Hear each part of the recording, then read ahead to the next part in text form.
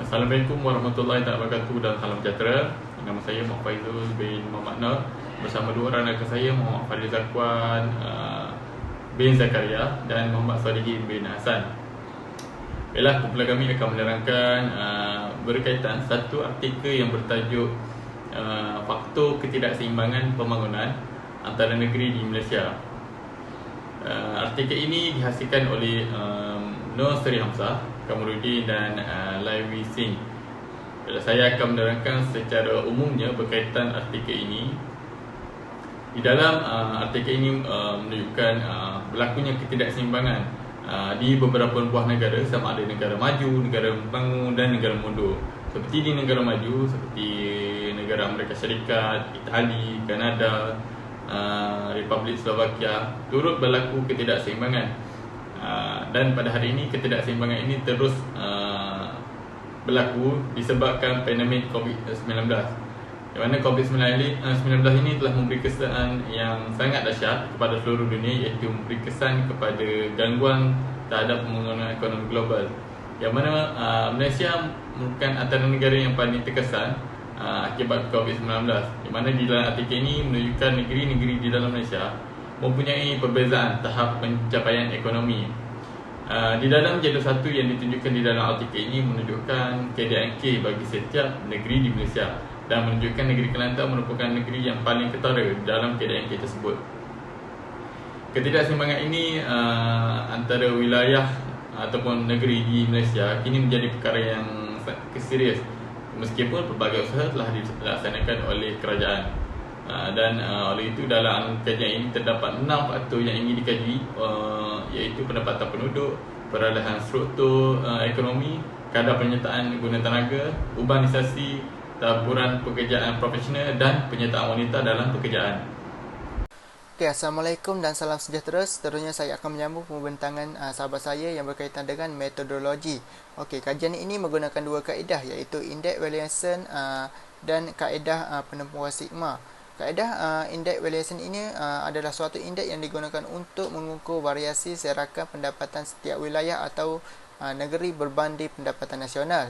Manakala kaedah penempuan sigma merupakan teknik yang menggunakan variasi koefisien serta nisbah maksimum dan minimum terhadap pembalian ubah yang digunakan. Okey, seterusnya ialah dapatan dan perbincangan. Okey, yang pertama ialah Index Valuation. Situasi ketidakseimbangan pembangunan antara di negeri Malaysia menggunakan analisis Index Valuation bagi tempoh 2005 hingga 2018. Okey, secara keseluruhannya jurang pembangunan antara negeri di Malaysia adalah terkawal, memandangkan setiap negeri merekodkan nilai indeks di bawah 0.5. Yang kedua ialah penempuan sigma.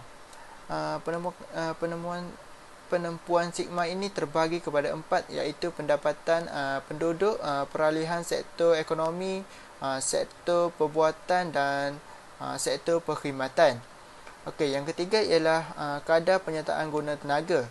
Penyertaan guna tenaga dalam sebuah negara mempengaruhi corak ketidakseimbangan pembangunan antara kawasan dalam negara berkenaan. Okey, di Malaysia guna tenaga aktif dalam ekonomi merujuk kepada penduduk yang berumur 15 hingga 64 tahun. Faktor seterusnya ialah urbanisasi. Urbanisasi mempengaruhi ketidakseimbangan pembangunan antara negeri di Malaysia. Sebuah kawasan yang diwartakan sebagai bandar sekiranya memiliki penduduk seramai 10,000 orang atau lebih. Bandar juga memiliki infrastruktur yang cukup, jaringan perniagaan yang besar dan peluang pekerjaan yang banyak. Misalnya, Putrajaya adalah kawasan 100% bandar, manakala Kelantan adalah kawasan bandar terkecil. Faktor kelima iaitu taburan pekerja profesional. Taburan pekerja profesional antara negeri menunjukkan satu aliran positif. Penawaran pekerja mahir dan bergaji tinggi adalah lebih banyak seiring dengan revolusi industri 4.0. Misalnya, pada tahun 2018, wilayah Persekutuan Kuala Lumpur adalah penyumbang kepada golongan profesional, manakala Sabah adalah negeri paling sedikit bilangan profesional. Faktor terakhir adalah penyertaan wanita dalam pekerjaan. Wanita dikatakan berperanan dalam merancangkan ekonomi negara sehingga menyebabkan pendapatan per kapita Malaysia meningkat naik. Wanita berada di negeri maju cenderung untuk bekerja berbanding wanita yang berada di kawasan negeri kurang maju. Misalnya, saiz isi rumah di Selangor adalah kecil dan pendapatan per kapita di Selangor adalah tinggi berbanding di negeri-negeri kurang maju yang memiliki saiz isi rumah yang besar dan pendapatan per kapita yang rendah, yang akan menyebabkan perbezaan di antara pendapatan per kapita. Kesimpulannya, jurnal ini mengukur jurang pembangunan antara negeri di Malaysia dan mengenal pasti faktor utama penyumbang kepada polemik ini seperti Indeks Williamson, penumpuan sigma, kadar penyertaan guna tenaga, urbanisasi, taburan pekerja profesional dan penyertaan wanita dalam pekerjaan. Langkah yang wajar dilaksanakan seperti pemerkasaan, meneroka sektor hiliran iaitu ekopelancongan, perniagaan makanan dan minuman, pembabitan dalam sektor petrokimia dan pelbagai lagi. Keadaan ini akan meningkatkan taraf hidup penduduk setiap negeri di Malaysia dan dapat meningkatkan pendapatan per kapita setiap tahun.